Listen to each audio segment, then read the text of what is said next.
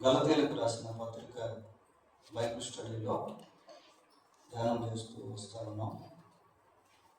పోయిన వారం 5వ అధ్యాయాన్ని మనం పూర్తి చేశాము. ఇక ఒకే ఒక అధ్యాయం ఉంది. ఈ 6వ అధ్యాయంలో మొత్తం 18 వచనాలు ఉన్నాయి. ఈ 18 వచనాల్లో ఏ విషయాలు ఉన్నాయి అని మనం పరిశీలిస్తే ఇందులో తప్పిపోయిన సహోదరుని మంచి మార్గంలోనికి నడిపించుట, తర్వాత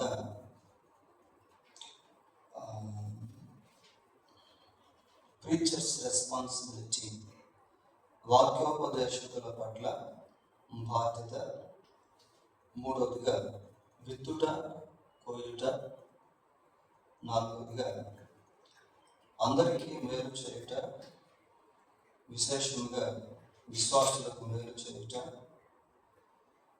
ఐదవదిగా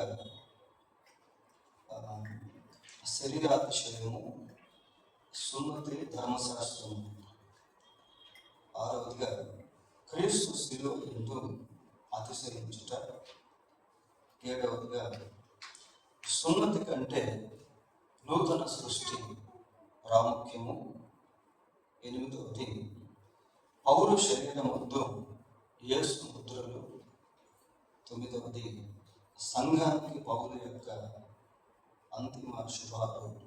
ఇవన్నీ ఈ 6వ అధ్యాయంలో మనం చూసేటువంటి విషయాలు.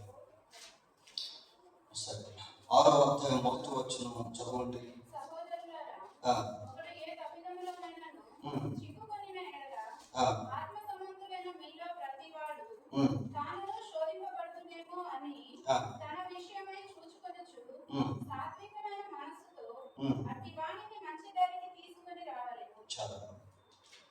ఒకడు ఏ తప్పిదంలోనైనా చిక్కుకొనిన ఎడల,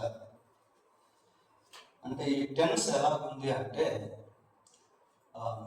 ఒకవేళ చిక్కుకుంటే అన్నట్టుగా ఉంది.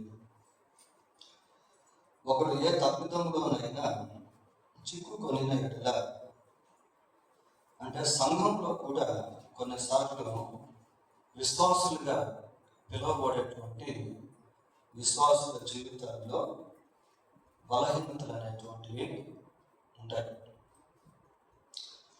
మరి కొరంథీ సంఘంలో కూడా ఎన్నో బలహీనతలు కలిగినటువంటి విశ్వాసులు మనకు కనబడతారు. ఏ సహోదరుడైనా సహోదరి అయినా ఏ తప్పితంలోనైనా లేక పాపంలో మరి జీవిస్తూ ఉంటే, చిక్కుకొని ఎడల అంటే పాపంలో కొనసాగటం పిల్లలు ఏదో ఒక పాపంలో చిక్కుకోపోయి కొనసాగుతూ ఉంటే తప్పిపోనటువంటి వారు. అందుకే అక్కడ ఏమని చూస్తున్నామంటే ఆత్మ సంబంధులైన మీలో ప్రతి వాడును. ఆత్మ సంబంధంగా జీవించేటువంటి వ్యక్తి, ఆత్మ సంబంధంగా జీవించేటువంటి వ్యక్తి లేక విశ్వాసి శరీర సంబంధమైనటువంటి విషయంలో తప్పిపోయినటువంటి విశ్వాసిగా పిలువబడేటువంటి వ్యక్తిని సరిచేయడం. ఇక్కడ ఏమని జరుగుతున్నాము అంటే ఆత్మ సంబంధులైన మీలో ప్రతి వాడును తాను శోధింపబడతామేమో అని తన విషయమై చూచుకొనొచ్చు. ఇది చాలా ప్రాముఖ్యమైన. కొన్నిసార్లు ఇతరులను సరిచేసేటువంటి ప్రక్రియలో ఆ సరిచేసేటువంటి వారికి కూడా తప్పిపోయే అవకాశం ఉంటుంది. కాబట్టి ఎవరికి వారే వారి ఆత్మీయ జీవితంలో జాగ్రత్త కలిగి తప్పిపోయినటువంటి వారిని సాత్వికమైనటువంటి మనసుతో మంచి దారిలోకి తీసుకుంటారు. కొరంథీయులకు రాసిన మొదటి పత్రిక 10:12లో తాను నిల్చున్నానని తలంచుకున్న వాడు పడిపోకుండా జాగ్రత్తగా చూశాడు. అంటే తాను నిలుచున్నానని తలంచుకున్నవాడు పడిపోకుండా జాగ్రత్తగా చూసుకుంటూ పడిపోయినటువంటి వారిని మంచి దారిలోనికి తీసుకురావడం. ఇక్కడ ఆత్మ సంబంధులైన మీలో ప్రతి వాడు అంటే ఒక రకంగా ఆత్మతో నడిపించబడేటువంటి వాడు. చూడండి 5:16 ఒకసారి చదువుతాం. గలతీ పత్రిక ఆత్మానుసారముగా నడుచుకొని, అంటే ఆత్మానుసారముగా నడుచుకుంటూ శరీరేచ్ఛను నెరవేర్చకుండా ఉన్నటువంటి వ్యక్తులు, ఆత్మానుసారముగా నడుచుకుంటూ శరీరేచ్ఛలను నెరవేర్చకుండా ఉన్నటువంటి వ్యక్తులు శరీరేచ్ఛలో జీవిస్తున్నటువంటి సహోదరులను సరిచేసి వారిని మంచి దారిలోనికి తీసుకుని రావడం వీలరు. దశలోనికి రాసిన మొదటి పత్రిక 5వ అధ్యాయము 14-15 వచనాలు చూడండి. సహోదరులారా, మేము మీకు బోధించినది ఏమనగా, అక్రమముగా నడుచుకున్న వారికి బుద్ధి చెప్పుడి, ధైర్యము చెడిన వారిని ధైర్యపరచుడి, బలహీనులకు ఓతనీయుడి. చాలా అక్రమముగా నడుచుకునేటువంటి వారికి ఏం చెప్పాలట? బుద్ధి చెప్పాలట. ప్రియులారా, అంటే ఒక వ్యక్తి ఇంకొకరికి బుద్ధి చెప్పేటువంటి సమయంలో ఈ వ్యక్తి ఆ బుద్ధిని కలిగి జీవించేటువంటి వ్యక్తిగా ఉండాలి. అందుకే ఆత్మ సంబంధులైన మీలో ప్రతి ఒక్కరూ వారు కూడా శోధింపబడతారేమో అని వారి విషయమై వారు జాగ్రత్తగా చూసుకుంటూ తప్పిపోయినటువంటి వారిని తిరిగి మంచి దారిలోకి తీసుకుని రావడం. కొన్నిసార్లు బైబిల్ పరిభాష ఎలా ఉంటుంది అంటే చాలా కఠినంగా ఉన్నట్టు కనిపిస్తుంది. చూడండి, కొరింథీయులకు రాసిన మొదటి పత్రిక 6వ అధ్యాయము, కొరింథీయులకు రాసిన మొదటి పత్రిక 6వ అధ్యాయము 5వ వచనం ఒకసారి చదవండి. అసలు చూడండి ఆ పదం ఎలా ఉందో. మీకు సిగ్గు రావాలని చెప్పుచున్నాను, ఏమి తన సహోదరుల మధ్యను వ్యాజ్యము తీర్చగల బుద్ధిమంతుడు మీలో ఒక్కడైనా లేడా? కొన్నిసార్లు సంఘంలో కలహాలు ఏదైనా వస్తే ఆ కలహాలను తీర్చేటువంటి ఒక్క బుద్ధిమంతుడు కూడా కనపడడు. ప్రియులారా, కొన్నిసార్లు సంఘంలో ఏదైనా కలహాలు వస్తే ఆ కలహాలను తీర్చేదానికి అన్యుల్ని మనుషులు ఆశ్రయిస్తారు, పోలీసుల్ని మనుషులు ఆశ్రయిస్తారు. ప్రియులారా, కింద వచ్చిన పై వచనాలు మనం చదువుకున్నట్లయితే అన్యజనుల సంఘానికి తీర్పు తీర్చేటువంటి వారుగా ఉన్నారు. వాస్తవానికి సంఘం ఎలాంటిది? సంఘము అన్యజనులకు తీర్పు తీర్చేటువంటిదిగా, ఇంకా చెప్పాలి అంటే దేవదూతలకు సైతము తీర్పు తీర్చేటువంటి అథారిటీ, అధికారాన్ని దేవుడు సంఘానికి ఇచ్చాడు. కానీ కొన్నిసార్లు సంఘములో పరిస్థితులు ఎలా ఉంటాయంటే అన్యులు సంఘానికి తీర్పు తీర్చేటువంటి వారిగా, లేక విశ్వాసులకు తీర్పు తీర్చేటువంటి వారిగా ఉంటారు. కాబట్టి ఆత్మ సంబంధులైనటువంటి మీలో ప్రతి వాడు తన విషయమే తను జాగ్రత్తగా చూసుకుంటూ ఎవరైతే పడిపోయారో, ఎవరైతే పాపంలో జీవిస్తా ఉన్నారో వాళ్ళకి బుద్ధి చెప్పి సాత్వికమైనటువంటి మనసుతో వారిని మంచి దారికి తీసుకుంటుంది అన్నట్టుగా పౌరుగా మాట్లాడతారు. రెండవ వచ్చి ఒకరి భారమును ఒకడు భరించి ఇలాగ క్రీస్తు నియమమును పూర్తిగా నెరవేర్చుని. ఇక్కడ క్రీస్తు ప్రభు యొక్క నియమమును గురించి మాట్లాడుతారు. ఒకరి భారంలో ఒకడు భరించి.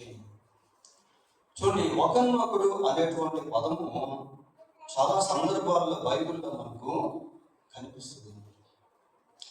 ఇక్కడ క్రీస్తు నియమం ఏంటి అంటే, చూడండి, యోహాను సువార్త 13వ అధ్యాయము, యోహాను సువార్త 13వ అధ్యాయము 34వ వచనాన్ని చదువుకుందాం. మీరు ఒకరినొకరు ప్రేమింపవలనని మీకు క్రొత్త ఆజ్ఞ ఇచ్చుచున్నాను. కనుక ఈ ప్రేమించేటువంటి ప్రక్రియలో భారం భరించేటువంటి వారిగా, పంచుకునేటువంటి వారిగా, మోసేటువంటి వారిగా ఉండాలి. యేసుక్రీస్తు యొక్క ప్రేమ సంఘములో ఒకరి పట్ల ఒకరు కలిగి ఉండుట అనేది భారాన్ని తేలిక చేసేటువంటిదిగా ఉంటుంది.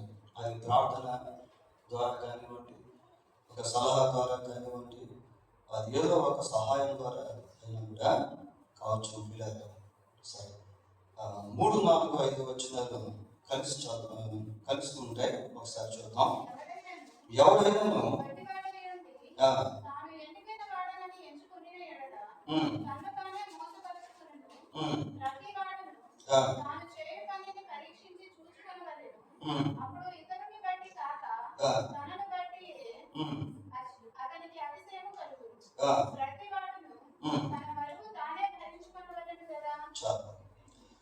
పిల్లలు 3 వచనాలను మనం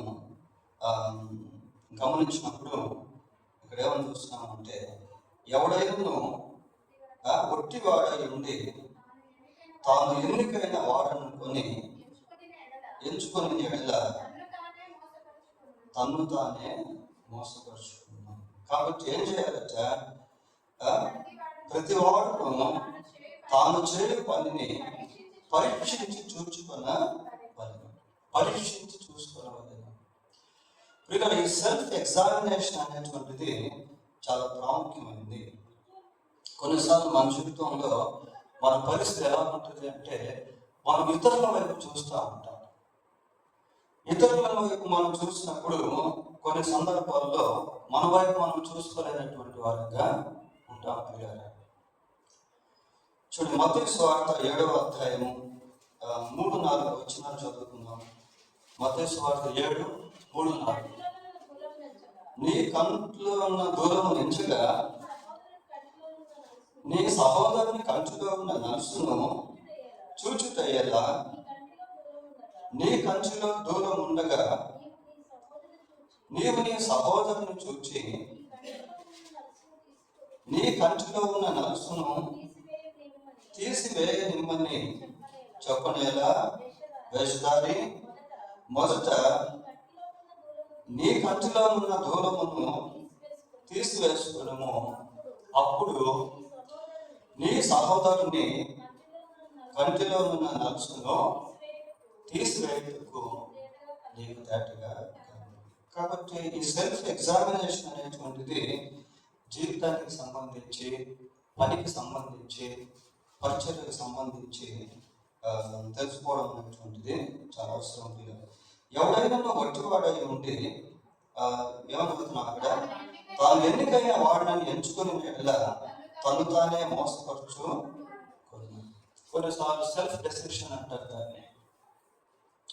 నేను బాగానే ఉన్నాను అనుకుంటూ ఉంటే, మనం ఎక్కడైతే బాగలేకుండా ఉన్నామో దాన్ని సరి చేసుకోకుండానే కొనసాగుతూ ఉంటాం. సామెతల గ్రంథంలో ఒక మాట ఉంటుంది. ఏమంటుంది అంటే, తమ దృష్టికి తాము శుద్ధులై తమ మాలిన్యము నుండి కడగబడని తాము కలదు. వారి దృష్టికి వారు శుద్ధులుగా ఉన్నారనుకోండి, మాలిన్యం అనేటువంటిది కడగబడకుండా అలాగే ఉండిపోతుంది. మనం పరిస్థితుల శాస్త్రం గురించి ఆలోచన చేసినప్పుడు వారు యేసు ప్రభు దగ్గరికి వచ్చేవాడు కాదు. యేసు ప్రభు మరి పాపులతో కలిసి భోజనం చేస్తున్నాడని ప్రభువును వాళ్ళు విమర్శించేవాళ్ళు. ప్రభువును వెంబడిస్తున్నటువంటి శిష్యులను వారు విమర్శించేవాళ్ళు. ప్రియులారా, అప్పుడు యేసయ్య అన్నాడు, వైద్యుడా, నిన్ను నీవు స్వస్థపరచుకో అని చెప్పాడు. ప్రతి వాడును తాను చేయు పనిని పరీక్షించి చూచుకున్నవలను, అప్పుడు ఇతరుల బట్టి కాక తనను బట్టి అతనికి అతిశయము కలుగును. ప్రతి వాడును తన కొరకు తానే మోసుకొని ఉందా భరించుకున్నవలను కదా. కొరింథీయులకు రాసిన 2వ పత్రిక 9వ అధ్యాయము 12వ వచనం చదువుతాం. 9-12. ఏదైనగా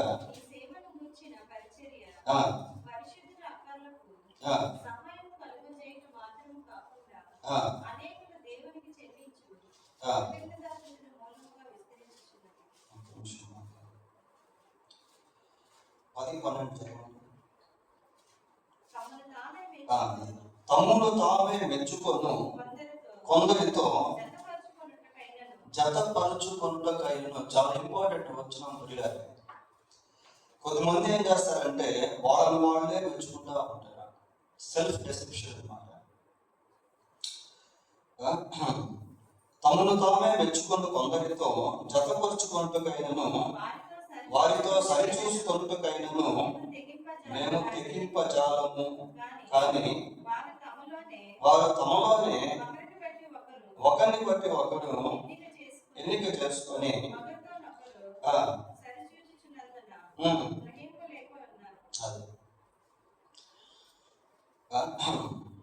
తమను తామే మెచ్చుకోవడం పిల్లలు కొందరితో తమను తామే మెచ్చుకొని కొందరితో జతపరుచుకుంటకైనను వారితో సరిచూచుకుంటకైనను మేము తెగింప చాలా. ఇది చాలా ప్రాముఖ్యమైనటువంటి వచన భాగం పిల్లలు. అటువంటి వారికి మేము దూరంగా ఉంటాము అని పౌలు మాట్లాడుతూ ఉన్నారు. ఇంకా ఈ వచనంలో ఏం చూస్తున్నాము అంటే 6వ వచనంలో అమ్మ ఒక నిమిషము 4వ వచనంలో ఉంది.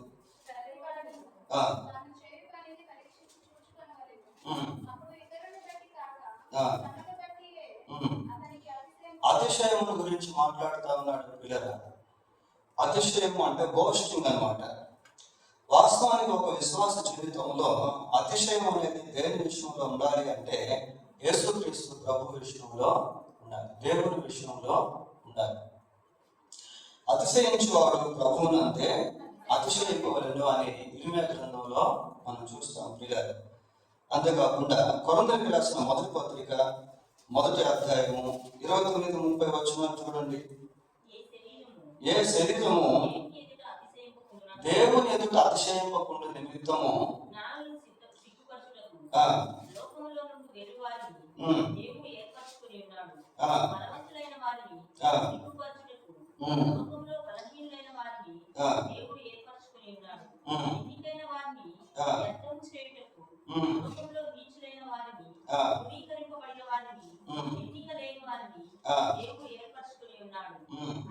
అయితే ఆయన మూలముగా మీరు క్రీస్తు యేసునందున్నారు.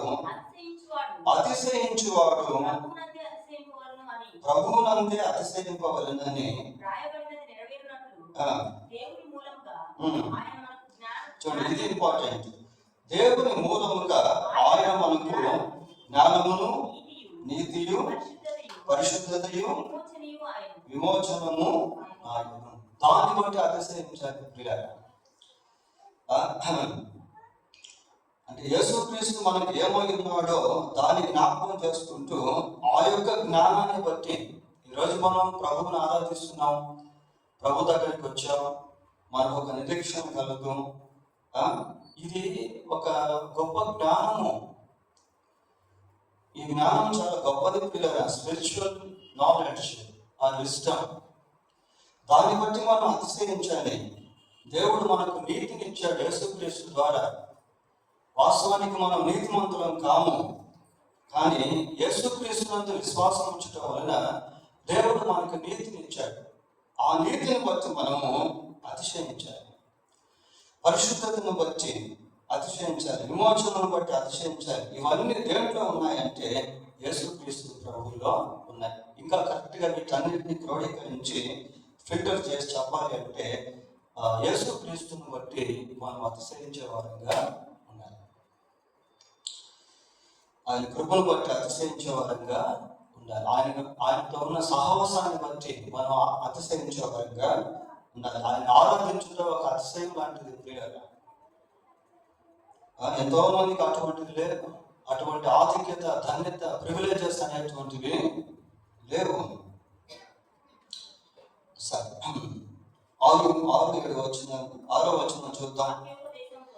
వాక్యోపదేశం పొందువాడు ఉపదేశించు వానికి మంచి పదార్థములన్నిటిలో భాగమియ్యవలెను. వాక్యోపదేశం పొందువాడు ఉపదేశించు వానికి మంచి పదార్థములన్నిటిలో భాగము ఇవ్వవలెను. వాక్యోపదేశం పొందువాడు అంటే వాక్యాన్ని ఎవరైతే వింటారో, వాక్యం ఎవరికైతే అందించబడుతుందో, అందుకున్నటువంటి వాళ్ళు, విన్నటువంటి వాళ్ళు, ఆ వాక్యం చెప్పినటువంటి వారికి మంచి పదార్థాల్లో భాగం అనేటువంటిది ఇవ్వాలి అనేది ఆ వాక్యం యొక్క భావన.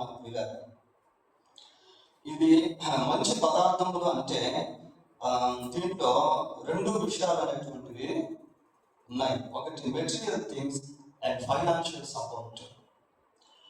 మరి పౌలు పరిచయం చేస్తున్నటువంటి సమయంలో పౌలుకి వస్తు రూపంలో, ద్రవ్య రూపంలో మరి అనేక మంది సహాయపడేవారు.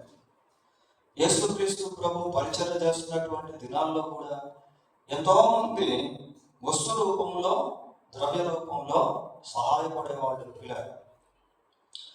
కాబట్టి మరి సేవకులకు ఇవ్వవలసినటువంటి దాని గురించి ఇక్కడ పౌలు తెలియజేస్తా ఉన్నాడు. తిమోతికి రాసిన మొదటి పత్రిక 5వ అధ్యాయము 17వ వచనం చూడండి. బాగుగా పాలన చేయ పెద్దలను విశేషముగా వాక్యమందును ఉపదేశమందును ప్రయాసపడు వారిని రెట్టింపు సన్మానమునకు పాత్రులుగా ఎంచుకోవాలి. విశేషముగా వాక్యమందును ఉపదేశమందును ప్రయాసపడు వారికి, వాక్యమే అందించే విషయంలో, ఉపదేశించేటువంటి విషయంలో ప్రయాసపడుతున్నటువంటి వారిని విశేషంగా రెట్టింపు సన్మానము నాకు పాత్రులుగా ఎంచవలేము అని చూస్తున్నాం ప్రియులారా. So Paul is mentioning here. కాబట్టి పౌలు ఇక్కడ దాని గురించి మాట్లాడుతూ ఉన్నాడు. వాక్యోపదేశం పొందువాడు ఉపదేశించే వారికి మంచి పదార్థములన్నింటిలో భాగము ఇవ్వవలెను. కొన్ని గ్రామాల్లోకి వెళ్తే, ఆంధ్ర సైడ్ కొన్ని గ్రామాలకు వెళ్తే, ఒకసారి నేను ఒక గ్రామానికి వెళ్ళాను దేవుని వాక్యం చెప్పేదానికి. వెళితే సండే అన్నమాట. వచ్చే వాళ్ళంతా కూడా కూరగాయలు తెచ్చేవాళ్ళు కూరగాయలు తెస్తా ఉన్నారు, రైస్ తెచ్చేవాళ్ళు రైస్ తెస్తా ఉన్నారు, ఫ్రూట్స్ తెచ్చేవాళ్ళు ఫ్రూట్స్ తెస్తా ఉన్నారు, ఇంకా ఏమేమో తీసుకొస్తా ఉన్నారు. తీసుకొచ్చి ఆ స్టేజ్ దగ్గర పెట్టేసి వెళ్తా ఉన్నారు. ఎందుకు అంటే వాళ్ళు ఆ విధానంలో సంఘానికి సపోర్ట్ చేస్తారు, సేవకులకు సపోర్ట్ చేస్తారు. కొన్ని ప్రాంతాల్లో అలా ఉంటుంది. కాబట్టి దాంట్లో గొప్ప దీవెన అనేటువంటిది దాగి ఉంది ప్రియులారా. దాంట్లో గొప్ప ఆశీర్వాదం అనేటువంటిది దాగి ఉంది. Even if we observe in old testament, పాత నిబంధనలో మనం దాన్ని గమనించిన, న్యూ టెస్టమెంట్లో కొత్త నిబంధనలో దాన్ని గమనించిన, అటువంటి సపోర్టింగ్ అనేది మనము చూస్తాం బైబిల్లో. ఇంకా పౌలు రక్తం దీన్ని జ్ఞాపకం చేస్తా ఉన్నాడు. సరే, 7వ వచనం చదువుకుందాం. మోసపోకుడి, దేవుడు వెక్కిరింపబడడు. మనుష్యుడు ఏది విత్తునో ఆ పంటనే కోరును. మనుషుడు ఏది విత్తుతాడో దాన్నే కోస్తాడు. ఇదేంటి అంటే అగ్రికల్చర్ ప్రిన్సిపల్ అంటారు దీన్ని, వ్యవసాయ సూత్రం. ఒక మనిషి సపోటా విత్తనం విత్తాడు అనుకోండి, ఆ సపోటా విత్తనంలోంచి ఏమొస్తుంది? సపోటా చెట్టే వస్తుంది. ఆ చెట్టుకి ఏమొస్తాయి? సపోటాలే వస్తాయి. పిల్లలు, ఒక వ్యక్తి ముళ్ళ చెట్టు విత్తాడు అనుకోండి, దాని నుంచి ముళ్ళే వస్తాయి. అంటే మనిషి ఏదైతే విత్తుతాడో దాన్నే కోస్తాడు. మరి ఇది ఏదో వ్యవసాయం గురించి చెప్పినటువంటిది కాదు, కానీ ఇట్ ఈస్ యూనివర్సల్ ట్రూత్. ఇది విశ్వవ్యాప్తమైనటువంటి సత్యము ప్రియులారా. దీని అగ్రికల్చర్ ప్రిన్సిపల్ అని మెటాఫారికల్గా వాడే రూపకలంకారంగా దీన్ని పౌలు వాడటం జరిగింది. యోబు గ్రంథం 4వ అధ్యాయము 8వ వచనం చదవండి.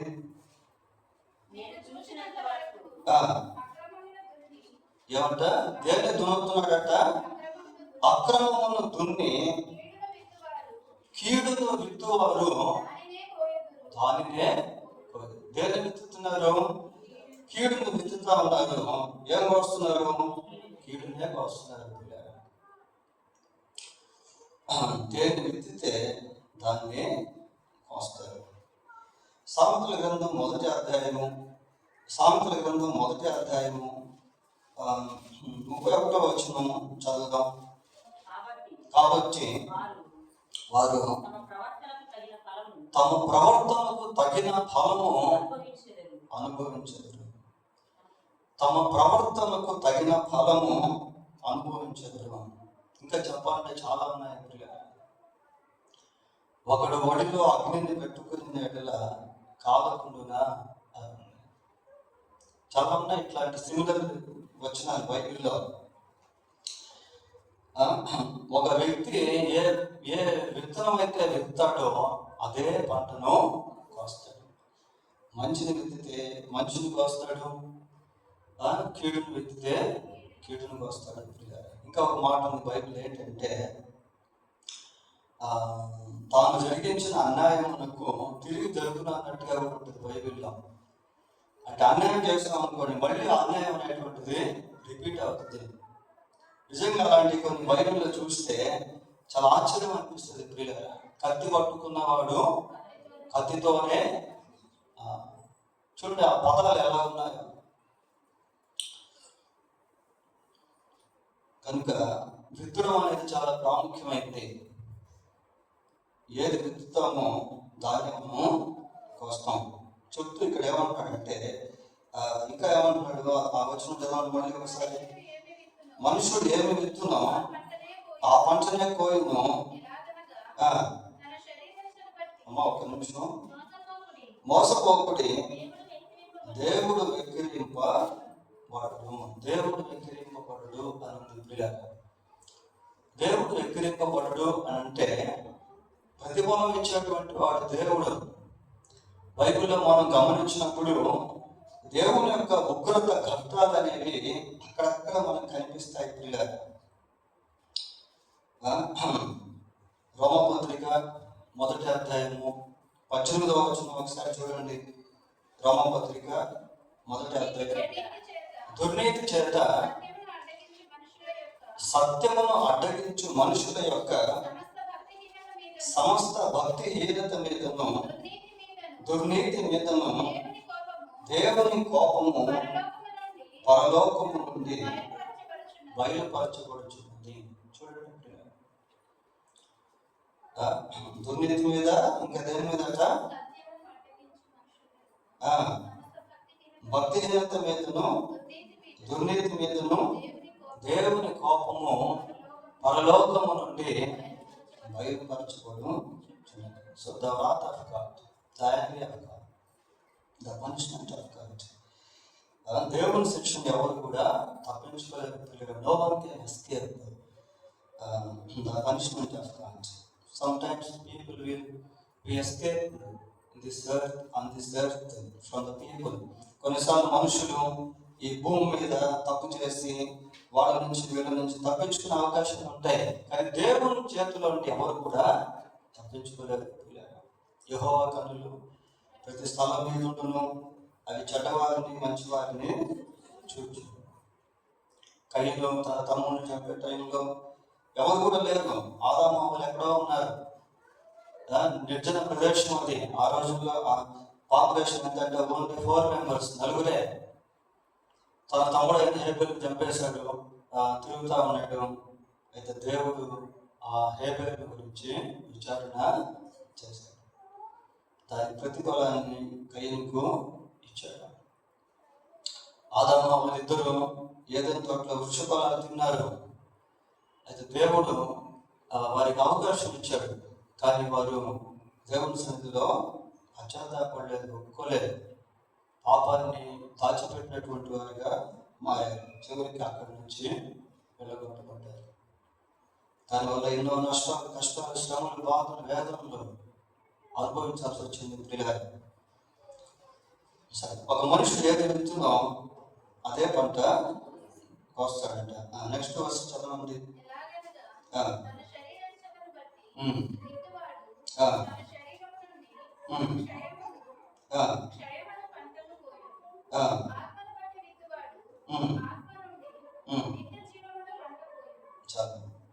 ఈ 8వ వచనాన్ని మనం గమనించినప్పుడు ఇక్కడ చూడండి, శరీరేచ్ఛను బట్టి విత్తువాడు తన శరీరము నుండి ఏ పంట కోస్తాడట? క్షయము అనేటువంటి పంట కోస్తాడు. అంటే శరీరము క్షయము అనేటువంటిది చూస్తా ఉన్నాం. ఆత్మను బట్టి విత్తువాడు ఆత్మ నుండి నిత్య జీవము అనే పంట. అంటే ఆత్మ నిత్య జీవము. ఒకటి శరీరము క్షయము, 2 ఆత్మ నిత్య జీవము. దీన్ని మనం దృష్టిలో పెట్టుకొని ఈ వచనాన్ని చదవాలి. క్రీడ ఇక్కడ తన శరీరేచ్ఛను బట్టి విత్తువాడు తన శరీరం నుండి క్షయము. క్షయం అంటే ఏంటి? నశించిపోయేది, నాశనం అయిపోయేది, నిత్య జీవము కానటువంటిది. ఆ పంటను కోస్తారట. మనము ఈ గలతీ పత్రిక 5వ అధ్యాయంలో పోయిన వారం చూసాం. 19వ వచనంలో శరీర కార్యములు స్పష్టమైనవి అవయవాలుగా చూసాం. ఒక 15 రకాల శరీర కార్యాల గురించి పౌలు భక్తుడు అక్కడ తెలియజేశాడు. ఈ శరీర కార్యాల గురించి మాట్లాడుతూ ముగింపులో ఏమని చెప్పాడు? ఇటు వాటిని ఏమని చెప్పాడు?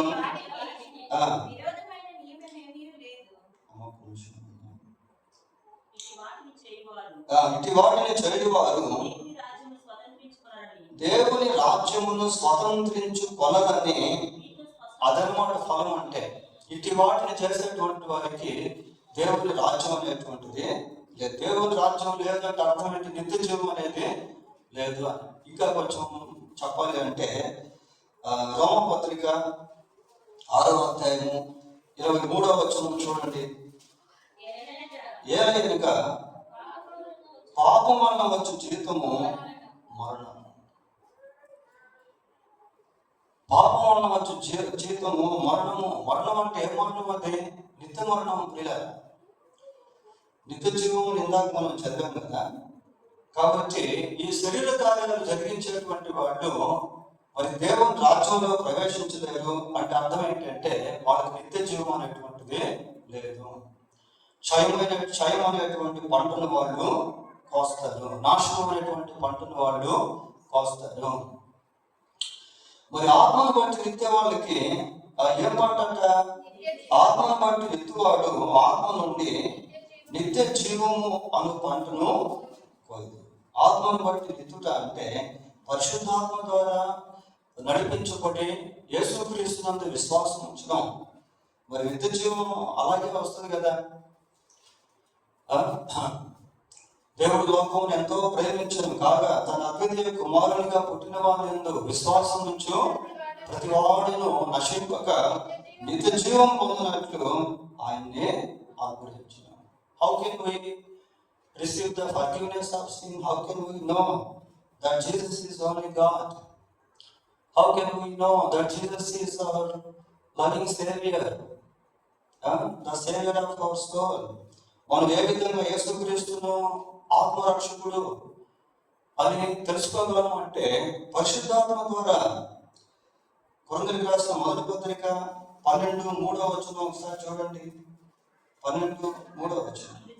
ఇందుచేత దేవుని ఆత్మ వలన మాట్లాడేవాడెవడు యేసు శాపగ్రస్తులని చెప్పడని పరిశుద్ధాత్మ వలన తప్ప ఎవడును యేసు ప్రభు అని చెప్పలేడని పరిశుద్ధాత్మ ద్వారా తప్ప. ఆత్మ ద్వారా యేసుక్రీస్తు దగ్గరికి రావడం, పరిశుద్ధాత్మ ద్వారా యేసుక్రీస్తు రక్షకుడిగా అంగీకరించడం, పరిశుద్ధాత్మ ద్వారా పాపములను ఒప్పుకోవడం, వీటన్నిటికి ఫైనల్ రిజల్ట్ ఏంటంటే, ఫైనల్ అవుట్కమ్ ఏంటి అంటే నిత్య జీవము.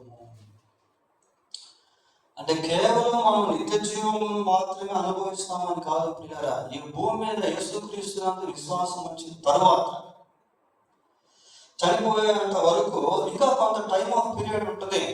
సపోజ్ మనం ఒక 20 సంవత్సరాలు మారన్స్ పొందాం, 20 సంవత్సరాల వయసులో 50 సంవత్సరాలు జీవించాం.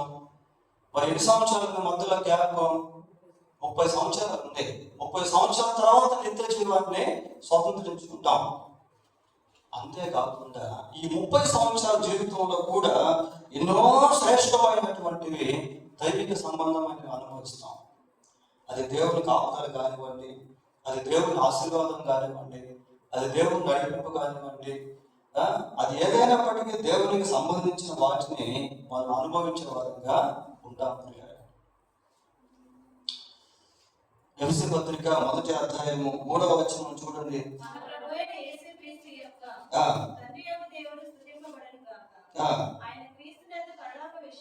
ఆయన క్రీస్తునందు పరలోక విషయములలో ఆత్మ సంబంధమైన ప్రతి ఆశీర్వాదమును మనకు అనుగ్రహించింది. ఎవ్రీ స్పిరిచువల్ బ్లెస్సింగ్, ఆత్మ సంబంధమైన ప్రతి ఆశీర్వాదాన్ని యేసుక్రీస్తునందు దేవుడు మనకి ఇచ్చాడు. కీర్తన 51:12 వచనం కూడా చూద్దాం. 51వ కీర్తన 12వ వచనం.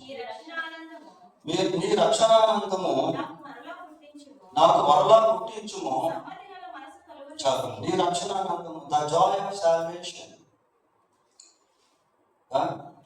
మనం యేసుక్రీస్తునందు విశ్వాసం ఉంచిన ఆ విశ్వాసం ఉంచేటువంటి నిత్య ప్రక్రియలో కేవలం నిత్య జీవం మాత్రమే కాకుండా ఎన్నో శ్రేష్టమైనటువంటి ఫలాలను మనం కోసేటువంటి వారంగా ఉంటాం. పాప క్షమాపణ, అది కూడా ఒక ఫలం. యేసుక్రీస్తునందు విశ్వాసం ఉంచడం వలన నిత్య జీవం అనేటువంటిది ఒక ఫలము. తర్వాత స్పష్టమైన మనస్సాక్షి, అది ఒక ఫలము. ఒక మంచి సాక్ష్యాన్ని మనం కలిగి ఉన్నాం అనుకోండి, అది ఒక ఫలము.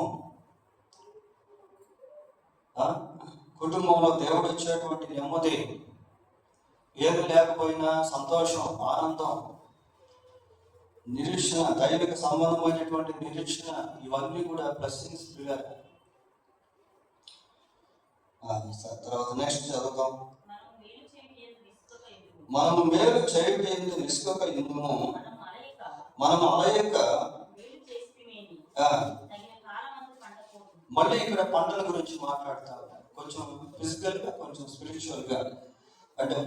అంటే పాప సంబంధమైనటువంటి విషయంలో విత్తితే పంట కోసే వారంగా ఉంటాం. మేలు చేసేటువంటి విషయంలో విత్తితే పంట కోసేటువంటి వారంగా ఉంటాం. యేసుక్రీస్తునందు విశ్వాసం ఉంచితే ఆ నిత్య అనుభవంలో పంట కోసేటువంటి వారంగా ఉంటాం. అంటే కొన్ని డైమెన్షన్స్ లో, కొన్ని కోణాల్లో ఈ వచనాలు విత్తుట, కోయుట అనేటువంటివి మనకు నేర్పిస్తా ఉన్నాయి. సరే, ఇక్కడ ఏమని చదువుకున్నాం? మనం మేలు చేయుట యందు విసుగక ఇందుము, మనం అలయక మేలు చేస్తేనే అని తగిన కాలమందు పంట కోతము. కింద వచ్చినాం కదా. కాబట్టి మనకు సమయం దొరికిన కొలది అందరి ఎడలను, విశేషముగా విశ్వాస గృహములకు చేరిన వారి ఎడలను మేలు చేయాలి. ఎక్కడ ఈ మేలు చేసేటువంటి జీవితం? ఎక్కడ? భూమి మీదనా, పరలోకంలోనా? భూమి మీదే. ఎన్నో చెప్పాను కదా, 20 సంవత్సరాలప్పుడు యేసు ప్రభువుని నమ్ముకున్నాం, 50 సంవత్సరాలు భూమి మీద జీవించాం. ఈ 30 సంవత్సరాలు అన్నమాట. ఈ 30 సంవత్సరాల్లో మనం జీవించే జీవితానికి ఫలితాలు చాలా ఉంటాయి. ప్రియులారా, పరలోకమందు మీ ధనమును కూర్చుకున్నట్టు అక్కడ చెమట తుప్పును, దొంగలు కన్నం వేసి దొంగిలించడం, అలాంటి వాక్యాలు ఎన్నో ఉన్నాయి. సరే, ఇక్కడ ఇతరులకు మేలు చేసే వాటిని గురించి మాట్లాడుతున్నాడు. కాబట్టి మనకు సమయం దొరికిన కొలది అందరి ఎడల మేలు చేయుట. వాటర్ ఉంది కదా, వాటర్ స్లోగన్ ఏంటి అంటే డూ గుడ్ అంటూ ఆల్. దీన్ని తీసుకున్నారు వాళ్ళు, అంటే అందరికీ మేలు చేయండి అనేటువంటి దాన్ని తీసుకున్నారు. అదే స్లోగన్ దీంట్లోంచి తీసుకోవడం జరిగింది. సరే, సమయం దొరికిన కొలది అందరికీ మేలు చేయడం. అందరికీ అంటే కులమతాలతో పని లేదు ప్రియులారా. ఒక క్రైస్తవునికి, విశ్వాసికి కులమతాలతో సంబంధాలు ఉండవు. వాడు అన్యుడు, వీడు ముస్లిము, వాడు బౌద్ధుడు, వీడు జైనుడు, వీళ్ళు పలానా దేశానికి సంబంధించిన వాళ్ళు, వీళ్ళు పలానా క్యాస్ట్కి సంబంధించినటువంటి వాళ్ళు, అట్లాంటి తారతమ్యాలు అనేటువంటివి ఉండవు ప్రియులారా.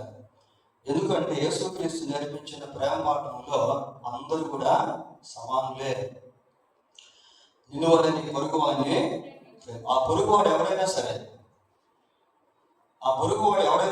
ఏ కులానికైనా, ఏ మతానికైనా, ఏ భాషకైనా, ఏ దేశానికైనా, ఏ ప్రాంతానికైనా సంబంధించినటువంటి వాళ్ళే పిల్లలు. వాళ్ళు ఎవరైనా పర్వాలేదు, నిన్ను వల్ల నీ పొరుగువాడిని ప్రేమించు. ఇక్కడ అందరి ఎడల మేలు చేయండి అంటున్నాడు. కనికరం గల వారు ధన్యులు, వారి కనికరమును పొందుతారు. కాబట్టి మనం జీవించే కొద్దిపాటి జీవితంలో ఏదో ఒకటి మనం చేయగలిగింది ఇతరుల పట్ల మేలు చేద్దాం. అక్కడ ఒక బ్యానర్ వేసాం కదా, మేలు చేయటం చేతనైనప్పుడు దాన్ని పొందదగిన వారికి చేయకుండా వెనుక తీయద్దు అనేసి.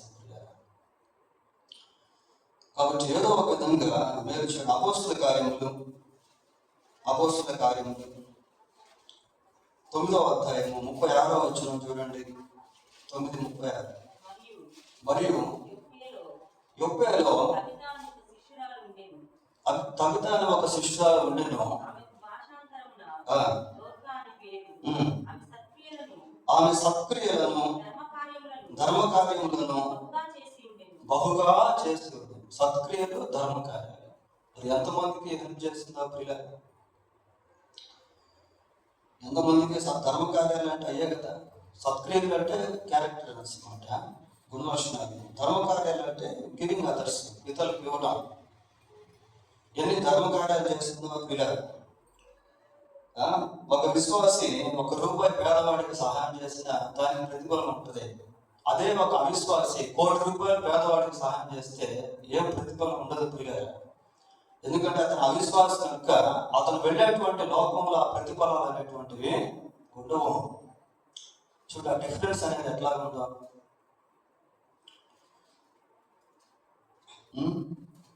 కనుక బ్రతుకున్న సమయంలోనే చేయగలిగినటువంటి వారికి చేయగలిగినటువంటి మేలు చేయటం ప్రియులారా. తర్వాత ఇంకా ఏమంటున్నాడు, మరి విశేషముగా విశ్వాస గృహమునకు చేరిన వారి ఎడలను మేలు చేయడం. ఈ పోర్షన్లో మనకి సేవకులకు సహాయపడుట, విశ్వాసులకు సహాయపడుట, అన్యులకు సహాయపడుట అనేటువంటివి కూడా నేర్చుకుంటా ఉన్నాం పిల్లలు. విశేషంగా విశ్వాస గృహములకు చేరిన వారు అని అంటే తోటి విశ్వాసులు. విశ్వాస గృహం అంటే సంఘం, విశ్వాసులు ఆరాధించేటువంటి స్థలము, విశ్వాసులు గ్యాదర్ అయ్యేటువంటి స్థలము, ప్రార్థనా స్థలము. విశేషంగా విశ్వాస గృహమునకు చేరిన వారి ఎడలను మేలు చేయుము. యాకోబు పత్రిక 2వ అధ్యాయము, 15-16 వచనాలు చూద్దాం. సహోదరుడైనను సహోదరి అయినను దిగంబరులై ఆనాటికి భోజనం లేక ఉన్నప్పుడు మీలో ఎవరైనను శరీరమునకు కావలసిన వాటిని ఇయ్యక సమాధానముగా వెళ్ళుండి చలి కాచుకుంటే తృప్తి పొందుడని చెప్పిన ఎడల ఏం శరీరమునకు కావలసిన ఇయ్యక అంటున్నాడు. శరీర అవసరతలు కలిగినటువంటి విశ్వాసంలో కూడా ఎంతో మంది పేదవారు ఉంటారు. అందుకే కొరింథీ పత్రికలో పరిశుద్ధుల చంద అని పౌలు ఒక సందర్భంలో సెలవిస్తాడు. పౌలు నివసించినటువంటి కాలంలో అపోస్తుల కార్యాలను మనం చూసినప్పుడు భయంకరమైనటువంటి కరువు వచ్చింది. ఆ కరువులో కొద్దిమంది సంఘస్థులు ఆహారం లేనటువంటి, వస్త్రాలు లేనటువంటి సమయంలో వేరే సంఘం నుంచి వాళ్ళకి సహాయాన్ని పంపించారు. ఆ విధంగా వాళ్ళు ఆదుకున్నారు ప్రియులారా. ఆ స్ట్రక్చర్ లాంటిది ప్రారంభ సంఘ కాలంలో కూడా. మరి ఆ సంఘం ఎలా ఉంటుందంటే, ప్రారంభ సంఘం వాళ్ళకు ఉన్నటువంటి చరాస్తులు, స్థిరాస్తులు అలాంటివన్నీ అమ్మి ఎవరికి కూడా ఏది కొదవ లేకుండా అందరికీ సమానత్వంగా పంచుకొని ఒక సంఘముగా దేవుని కోసం నిలబడి వాళ్ళు ముందుకు సాగారు. మనం అంతా చేయలేకపోయినా ఏదో కొంత అయినా చేయగలిగినంతైనా అటు విశ్వాసులకు, మరొక పక్క అవసరతలో ఉన్నటువంటి వారికి, వాళ్ళు అందులైనప్పటికీ ఏదో ఒక విధంగా కొంత హెల్ప్ చేయడం అనేటువంటిది కూడా ఈ మేలు అన్నటువంటి విషయాన్ని మనము చూస్తా ఉన్నాం. నెక్స్ట్, నా స్వహస్తముతో మీకెంత పెద్ద అక్షరములతో మీకెంత పెద్ద అక్షరములతో రాయుచున్నానో చూడండి. ఇక్కడ ఈ వచనం ఎలాంటిది అని అంటే, పౌలు చాలా గొప్ప ప్రార్థనాపరుడు, భక్తుడు. కానీ పౌలుకి కొంత కళ్ళజబ్బు ఉందని కూడా పండితులు అంటారు. బహుశా ఈ పత్రిక రాసేటువంటి సమయంలో ఒకవేళ కంటి చూపు సరిగా లేకపోవడం, లేక కనబడకపోవడం కారణం చేతైనా ఈ మాట చెప్పుండొచ్చు అని ఒక భావన అనేది ఉంది.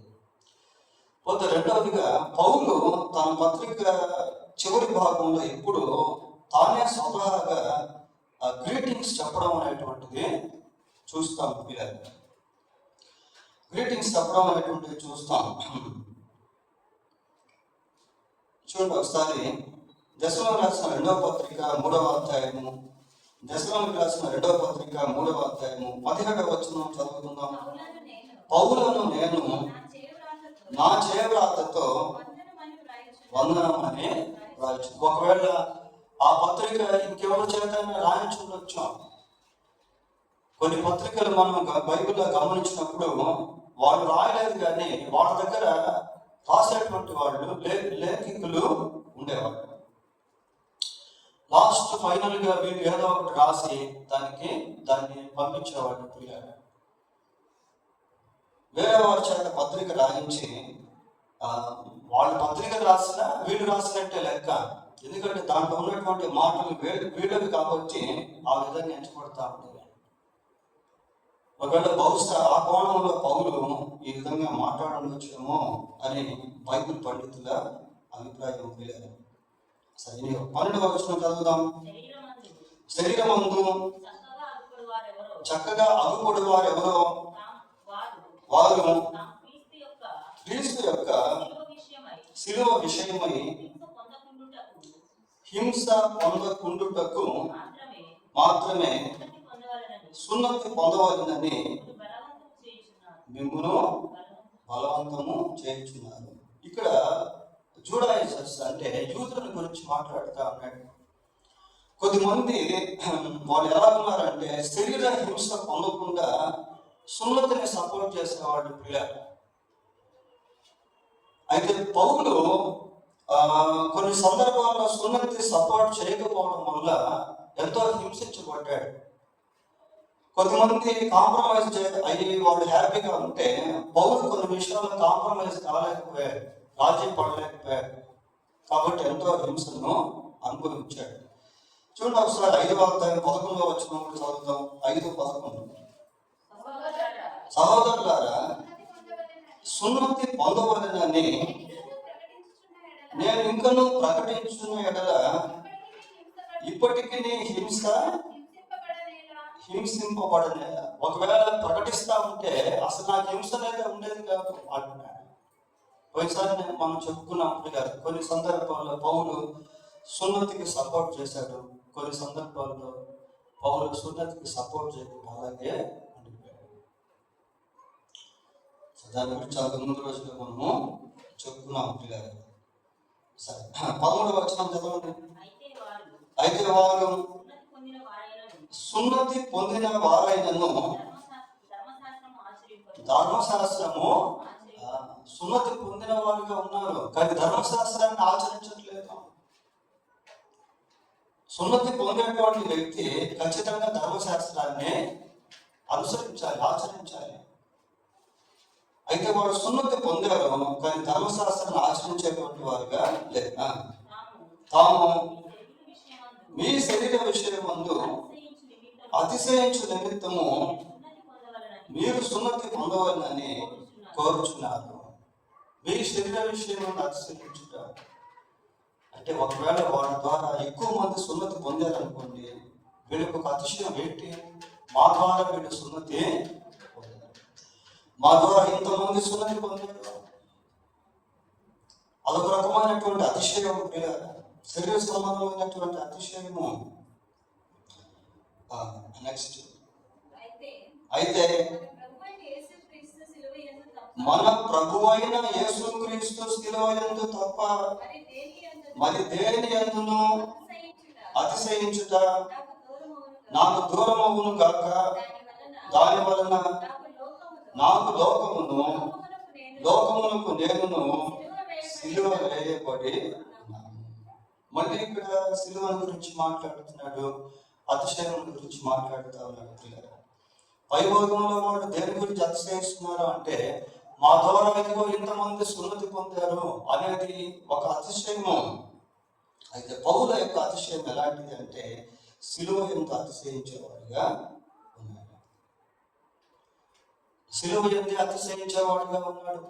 పౌలు యొక్క మాటను మనం గమనించినప్పుడు, తాను సువార్త ప్రకటించేటువంటి సమయంలో కానివ్వండి, తన గురించి తాను మాట్లాడేటువంటి సమయంలో కానివ్వండి, అతిశయముల గురించి లేక గర్వంగా చెప్పుకునేటువంటి దాని గురించిన సమయంలో కానివ్వండి, అన్ని దగ్గరలో యేసుక్రీస్తు ప్రభువునే హెచ్చించాడు, సువార్తనే హెచ్చించాడు. కొరింథీయులకు రాసిన మొదటి పత్రిక 1వ అధ్యాయము 18వ వచనం చదువుతున్నాం. సిలువను కూర్చిన వార్త నశించుచున్న వారికి వెర్రితరము, కానీ రక్షింపబడుచున్న మనకు దేవుని శక్తి. ఇలా సిలువను కూర్చున్నటువంటి వార్త మనకు దేవుని శక్తి అని పౌలు ప్రకటించాడు. 22వ వచనం చూడండి. దాంట్లో యూదులు సూచక క్రియలు చేయమని అడుగుచున్నారు, గ్రీసు దేశస్థులు జ్ఞానము వెతుకుతా ఉన్నారు. అయితే ఏమంటున్నాడు? మేము సిలువ వేయబడిన క్రీస్తును ప్రకటిస్తాము. సూచక్రియల గురించి కానీ జ్ఞానం గురించి కానీ మేము ప్రకటించడంలే, సిలువ వేయబడిన క్రీస్తును మేము. అదే అతిశయం. సువార్త ప్రకటించే వారి పాదములు పర్వతముల మీద ఎంతో సుందరములై preaching or proclaiming the crucifixion of Christ. క్రీస్తు సిలువ వేయబడినటువంటి క్రీస్తును ప్రకటించుట అనేది ఒక గొప్ప పోస్టింగ్. అది గొప్ప ప్రివిలేజ్, అది గొప్ప అతిశయము. యేసుక్రీస్తు యొక్క సిలువను గురించి ప్రకటించడం. ఇంకా ఏమంటాడంటే, నేను సిలువ వేయబడి ఉన్నాను లోకానికి అని అంటా ఉన్నాడు. గలతీ పత్రిక 5:2:20 ఒకసారి చూడండి. 2:20. నేను క్రీస్తుతో కూడా సిలువ వేయబడి. నేను క్రీస్తుతో కూడా సిలువ వేయబడి. 5:24 కూడా చూద్దాం. 5:24. క్రీస్తు యేసు సంబంధులు శరీరమును దాని ఇచ్చలతోనూ దురాశలతోనూ సిలువ వేసి. పైన వారం మనం చెప్తున్నాం. ఇక్కడ లోకముల గురించి మాట్లాడుతూ ఉన్నాడు పౌలు. లోకముల గురించి మాట్లాడుతూ ఉన్నాడు. ఏమంటాడంటే, దాని వలన నాకు లోకమునకు నేను సిలువ వేయబడి. లోకం విషయంలో సిలువ వేయబడ్డ. యోహాను రాసిన మొదటి పత్రిక 2వ అధ్యాయం 15వ వచనం చూడండి.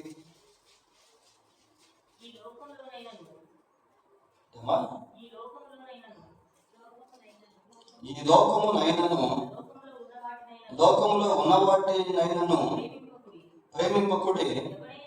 ఎవడైనను లోకమును ప్రేమించిన ఎడల తండ్రి ప్రేమ వారిలో ఉండదు. లోకంలో ఉన్నదంతయు అనగా శరీరాశయం, నేత్రాశయం, జీవపు డంబమును తండ్రి వలన పుట్టినవి కావు, అవి లోక సంబంధమైనవి.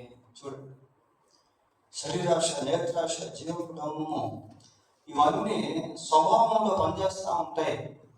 పోయినసారి మనం చెప్పుకున్నాం రోమపత్రిక 6వ అధ్యాయంలో ప్రాచీన స్వభావము సిలువ వేయబడటం గురించి. నెక్స్ట్ అదే యోహాను రాసిన మొదటి పత్రికలో ఆ వచ్చిన తర్వాత గతించిపోవచ్చున్నవి కానీ దేవుని చిత్తమును జరిగించువాడు నిరంతరమును జీవించును. కాబట్టి లోకానికి సిలువ వేయబడినటువంటి, లోకం విషయంలో సిలువ వేయబడినటువంటి అనుభవం గురించి పౌరుగా మాట్లాడతాను. నెక్స్ట్, క్రొత్త సృష్టి పొందుటయే కానీ సున్నతి పొందుట యందు ఏమీ లేదు, పొందకపోవట యందు ఏమీ కూడా. మళ్ళీ ఇక్కడ 2 పదాలు మనం చూస్తూ ఉన్నాం పిల్లలు. ఒకటి క్రొత్త సృష్టి, 2 సున్నతి. ఈ రెండింటిలో 2 కవెనెంట్స్ అనేటువంటివి దాగి ఉన్నాయి, నిబంధనలు. సున్నతి అనేటువంటిది అది కూడా దైవిక సంబంధమైనటువంటి నిబంధన. దాన్ని ఏమంటారంటే అబ్రహాము నిబంధన అంటారు, లేక అబ్రహామిక్ కవెనెంట్ అని అంటారు. దేవుడు అబ్రహాముతో నిబంధన చేసేటువంటి సమయంలో సున్నతి కార్యక్రమాన్ని నియమించాడు. చూడండి, ఆదికాండం 17వ అధ్యాయము 10వ వచనం చదువుకుందాం.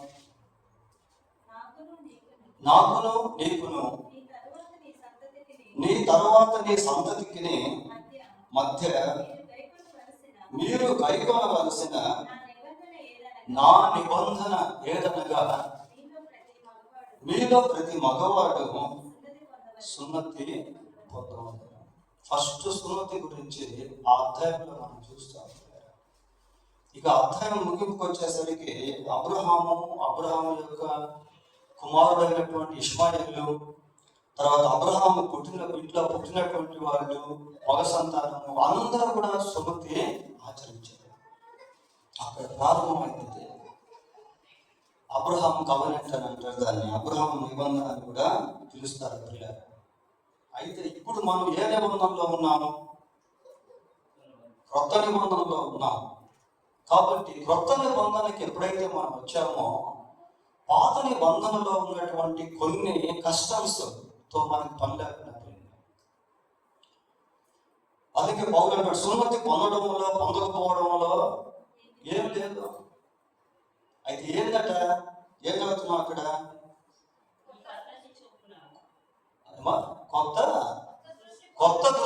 కొత్త సృష్టి అంటున్నాడు. అది ఇంపార్టెంట్ అంటున్నాడు.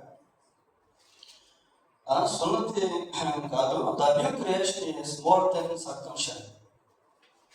క్రొత్త సృష్టి అనేటువంటిది సున్నతి కంటే ముఖ్యమైనది. The new creation is important more than circumcision. సున్నతి కంటే నూతన సృష్టి అనేటువంటిది ఇంపార్టెంట్, కొత్త సృష్టి అనేటువంటిది ఇంపార్టెంట్. ఈ కొత్త సృష్టి అనేది ఎలా వస్తుంది ఏమా? చూడండి, కొరింథీయులకు రాసిన 2వ పత్రిక 5వ అధ్యాయము 17వ వచనం, 5:17. కాగా ఎవడైనాను క్రీస్తు నందు ఉన్నట్లా వాడు నూతన సృష్టి. క్రీస్తు నందు ఉండటం వలన మనిషి కొత్త సృష్టిగా మారుతాడు, నూతన సృష్టిగా మారుతాడు పిల్లలు. అది ఇంపార్టెంట్, అది ప్రాముఖ్యమైంది అని పౌలు మాట్లాడుతా ఉన్నాడు.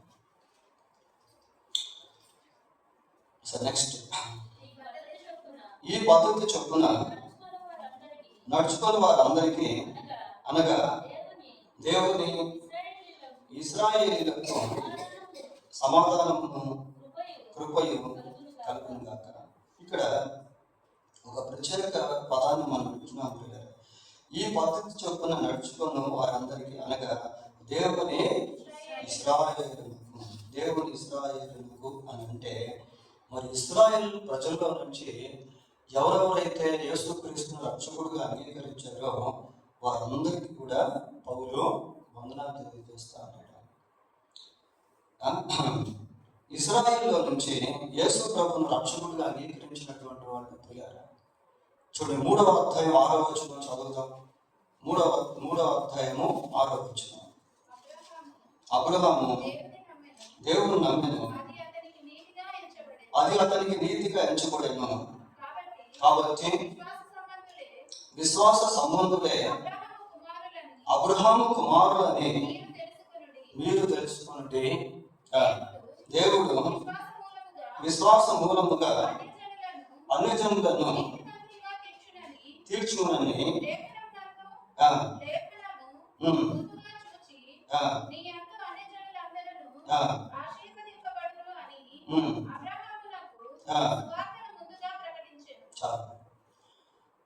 అంతకుముందు రోజుల్లో వీటన్నిటి గురించి మనము చెప్పుకున్నాం.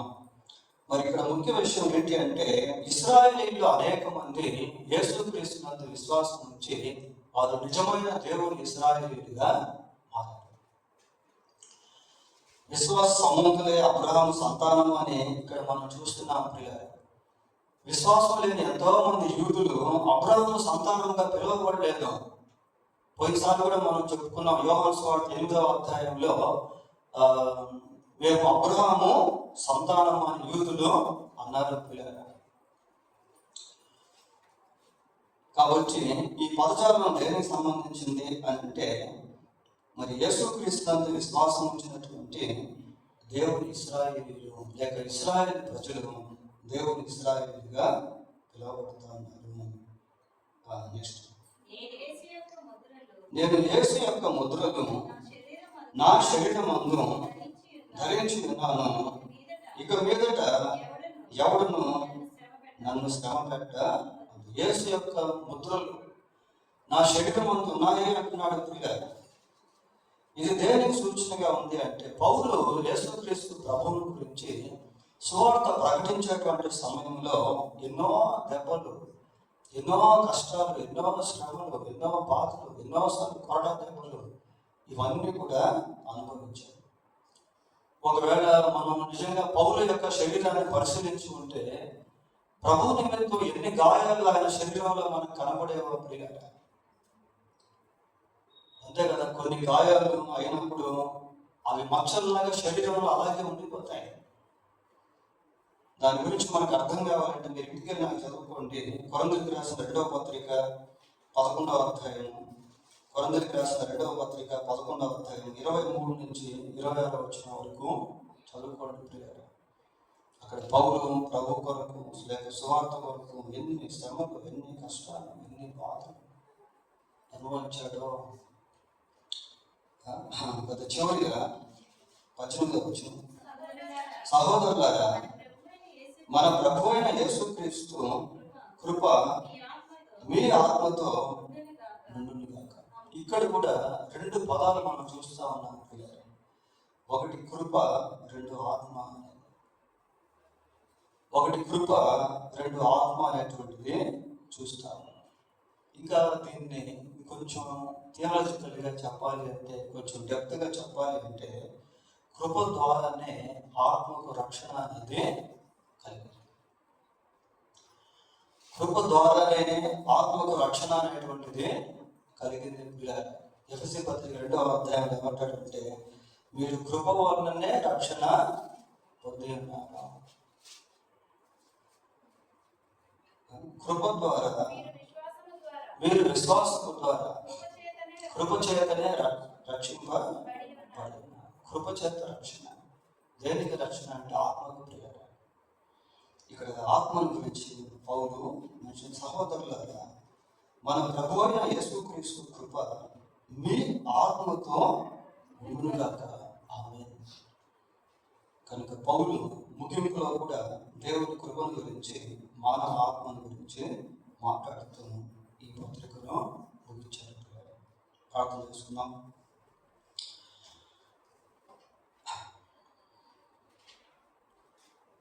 కృపలేని మా తండ్రి, పరిశుద్ధులైన మా దేవాలయానికి వందనాలు, స్తోత్రాలు. ఆయన గలతీ పత్రిక 6వ అధ్యాయంలో నుంచి అనేక విషయాలు ఈ రాత్రి మేము ధ్యానం చేశాం. ప్రభా, మా భక్తి జీవితాన్ని జాగ్రత్తగా కాపాడుకుంటూ ఎవరైనా భక్తిలో నుండి తొలగి ఉంటే వారి వరకు ప్రార్థన చేసేవారంగా, వారిని హెచ్చరించేవారంగా, మా వంతు పని మేము చేయవలసింది వారికి మంచి దారిలోకి తీసుకుని వచ్చే విషయంలో చేయుటకు సహాయం చేయమని ప్రార్థన చేస్తూ ఉన్నాం. అలాగనే మా ప్రభువా నాయన, మరి విశ్వాసుల ఎడల, అవిశ్వాసుల ఎడల మా జీవితంలో మేము ఏ సమయంలో, దేని విషయంలో ఏ విధంగా మేలు చేయాలో దాన్ని చేయుటకు కృప దయచేయమని ప్రార్థిస్తూ ఉన్నాం. మీ ఆత్మ నడిపింపు దయచేయమని వేడుకుంటూ ఉన్నాం. ప్రభువా, భూమి మీద సజీవంగా ఉన్న మేము ఎంతకాలము విశ్వాసంగా జీవిస్తామో మాకు తెలియదు.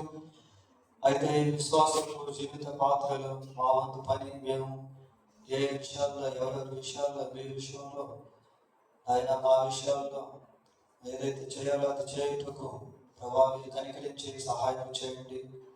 మీ సిలువ ఎందే మాకు అతిశయము. మా ప్రభా ఆయన, మీరు మమ్మల్ని రక్షించారు. మీరు ఇచ్చిన రక్షణ, మీరు ఇచ్చినటువంటి పాపక్షమాపణ, మీ యొక్క నిత్య జీవము ప్రభా నాయన, దీని ఎందు మేము అతిశయించేవారంగా ఉంటే కృప దయచేయండి. అనీతిమంతులైన మాకు మీరు నీతినిచ్చావు, మీకు వందనాలు, స్తోత్రాలు చెల్లిస్తున్నాం. మా ప్రభా మీ కృతజ్ఞతాస్తులు. ప్రభా, నూతన నిబంధన క్రిందకు మీరు మమ్మల్ని తీసుకుని వచ్చి ప్రభా మీ యందు మమ్మల్ని నూతన సృష్టిగా మీరు చేసినందుకై మీకు స్తోత్రాలు చెల్లిస్తున్నాం. ప్రభా, ఈ రాత్రి చెప్పబడిన ఈ లేఖన భాగంలో మీ మాటలకి ముద్ర వేసి నీరు కట్టి ఫలింపు దయచేయండి. ఇంతటితో ఆయన గలతీ పత్రిక ఆయన బైబిల్ స్టడీలో పూర్తి చేసుకునే కృప మీరు ఇచ్చినందుకై మీకు వందనాలు, స్తోత్రాలు చెల్లిస్తూ నెక్స్ట్ మళ్ళీ మేము దేన్ని ధ్యానం చేసుకోవాలో మీరు ఆలోచన ఇచ్చి నడిపింపు దయచేయమని మా రక్షకుడైన యేసుక్రీస్తు పరిశుద్ధమైన నామంలో ప్రార్థన చేస్తున్నాము తండ్రి. ఆమేన్. మన పరమ తండ్రి అయిన దేవుని ప్రేమ, మన ప్రభు అయిన యేసుక్రీస్తు యొక్క కృప, పరిశుద్ధాత్మ దేవుని యొక్క సన్నిధి, సహవాసము మనకు, కుటుంబాలకు, సంఘంలో ఉన్న ప్రతి కుటుంబానికి తోడయుండి కాపాడును గాక. ఆమేన్.